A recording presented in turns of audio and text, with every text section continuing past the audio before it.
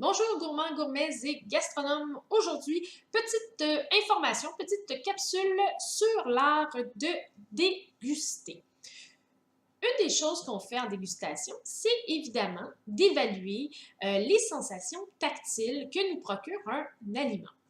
Or, on va souvent parler de sa fermeté, on va souvent parler de sa texture, de la texture, par exemple, de la peau de la pomme, de la peau de la pêche, donc sa surface. On va également souvent dire, oh, c'est chaud ou c'est froid. Et tout ça, eh bien, c'est le toucher qui le détermine. Mais il y a un quatrième toucher que j'aime particulièrement, et c'est le toucher qu'on dit somesthésique.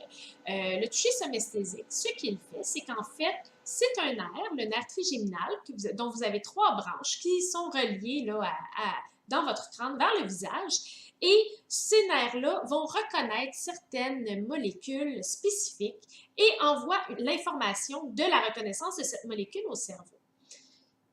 Le mieux, c'est de vous donner des exemples.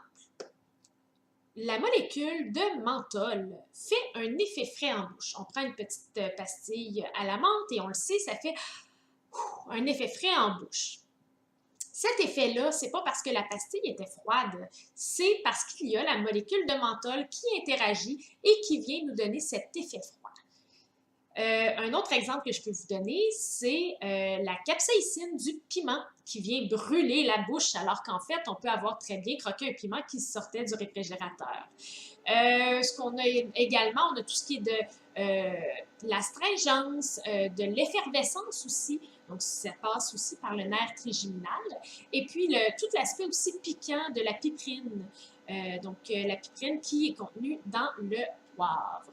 Alors, voilà. Sachez que nous avons 4 aspects dans notre toucher, donc tout ce qui est du tactile, de la texture, du thermique, du mécanique, donc la force que ça prend pour venir travailler l'aliment. Et finalement, un toucher qu'on pourrait dire de chimique, j'aime pas vraiment le mot, mais le fameux toucher somesthésique.